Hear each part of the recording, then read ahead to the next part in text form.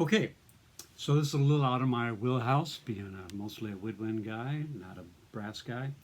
But anyhow, couldn't pass it up.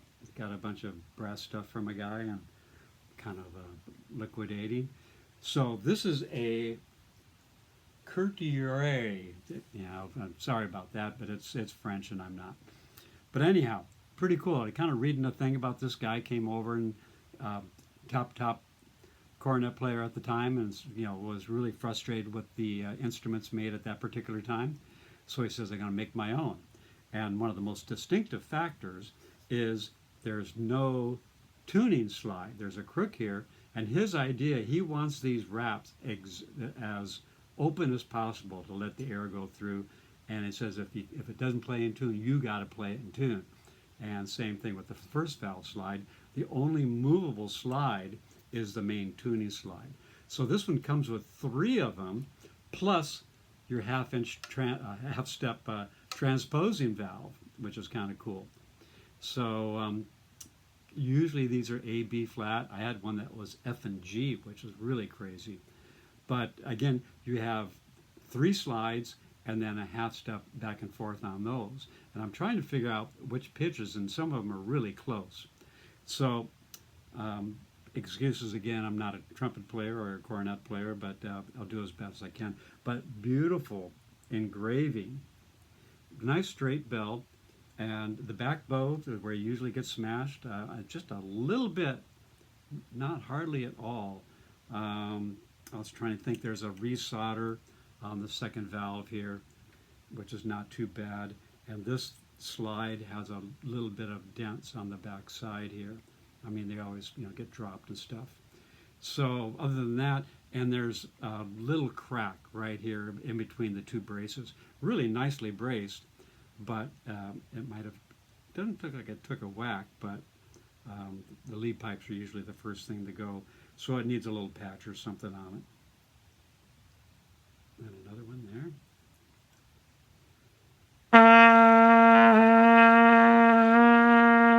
No, it doesn't seem to be. There's a little crack, but it's not all the way through. And I can usually do I can do a,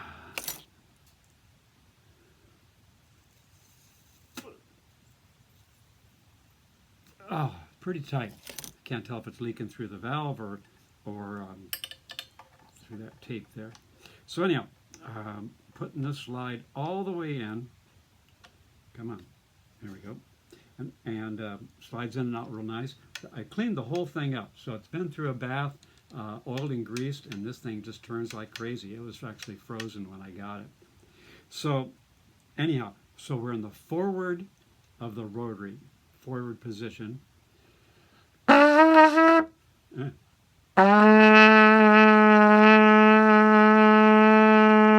So that's Do, and it's showing like an A flat or G sharp. Get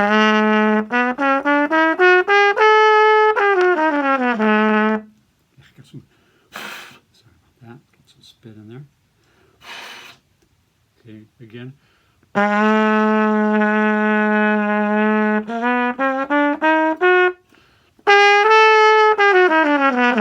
It's got some manly valve springs in it. I mean, it worked really nice, and it's got the typical valve wear for 100 years old.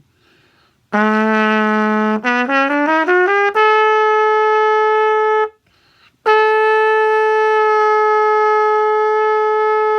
can almost get it up to an A. Now we're going to take that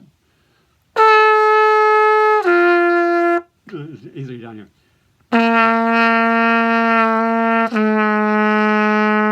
So that's forward.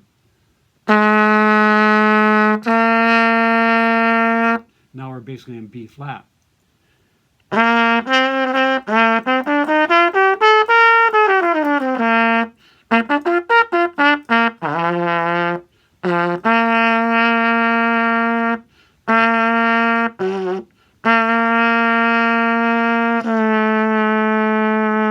Down to A.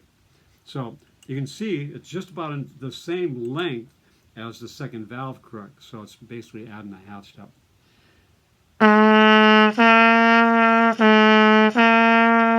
So that's that slide, which is the think the longest one.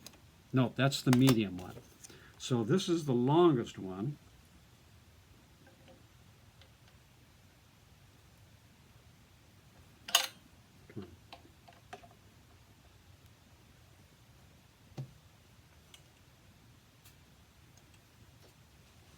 There we go. So again, forward position.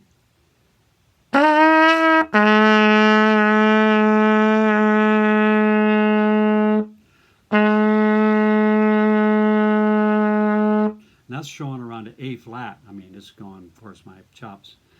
And that's coming up to B flat. So what do I have it marked? I've got it marked A flat. So I don't know.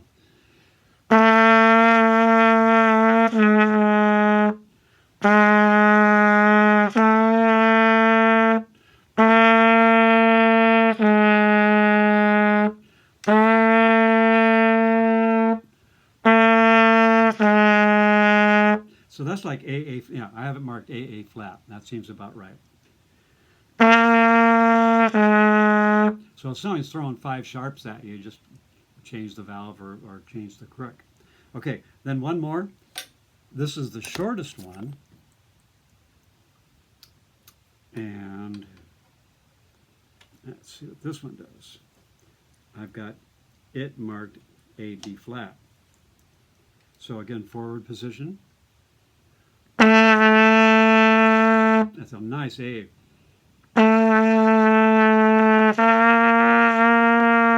And a nice B flat. So this one seems to play the best in tune of all of them, this slide here.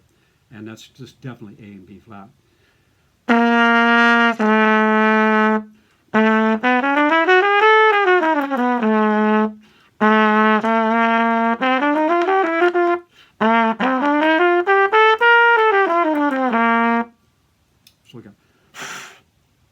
Still got water from the bath in there. It's probably in the valves.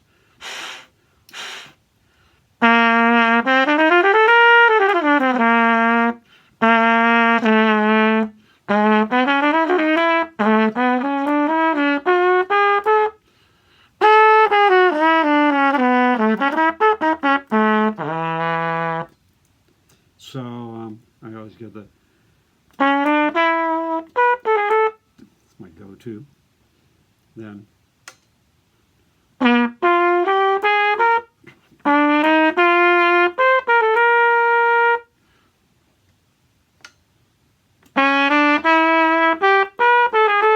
that's really hard for me to go key to key because I'm thinking a note and I'm a half step off.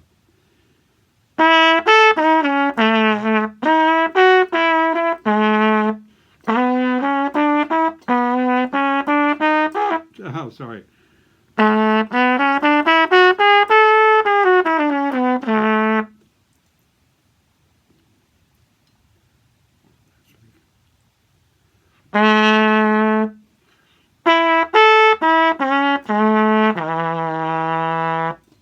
So anyhow, beautiful engraving, nice straight bell, nice straight this way, and nice straight lead pipe. Again, got a little crack there, and maybe just a hairline crack, but it doesn't seem to be leaking there. Let's pull a valve out. They're all about the same condition.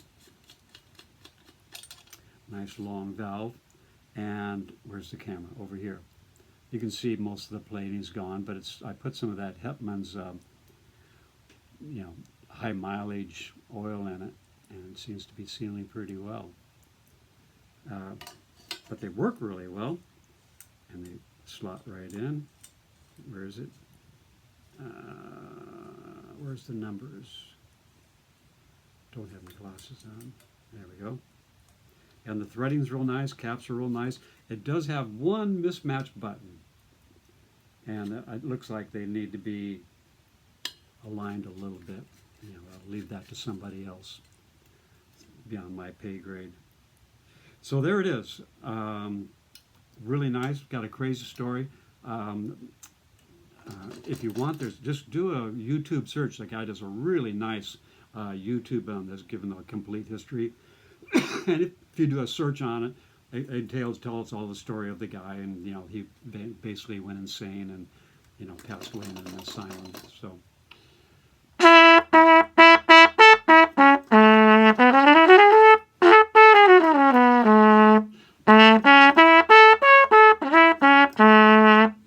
So anyhow, for a saxophone player, and let's put this down.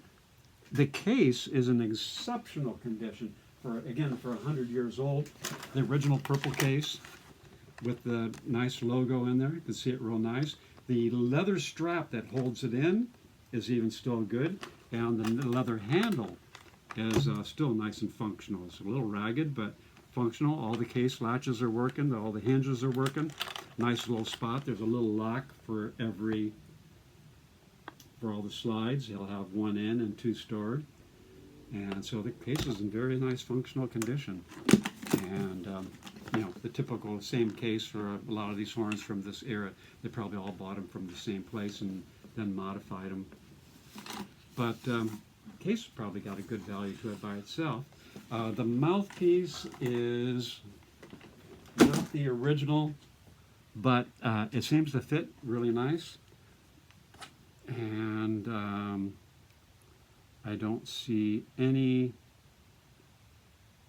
markings on it. But it does fit real nice. It goes all the way in, right to the shank, and then gets real nice and tight.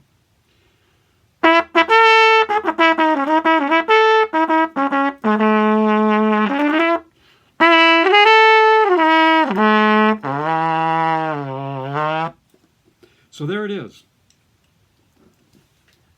It looks like there was a place for a marching lyre holder, which I'm glad is gone. But and again, if you're looking at it originally, you'd have to throw one of those on there if you need it, if you're going to be marching with it, which is probably pretty unlikely.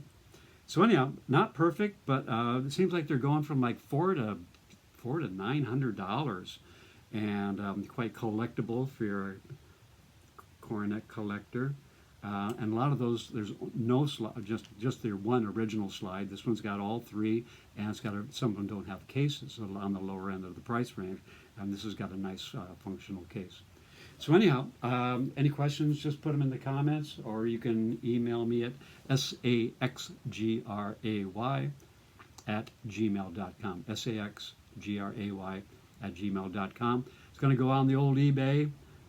This is one of those things that's probably going to go on to some foreign country, some European country that's crazy for these things. And again, just a crazy design. And he said, you play it in tune. I mean, the trumpet is going to do so much for you.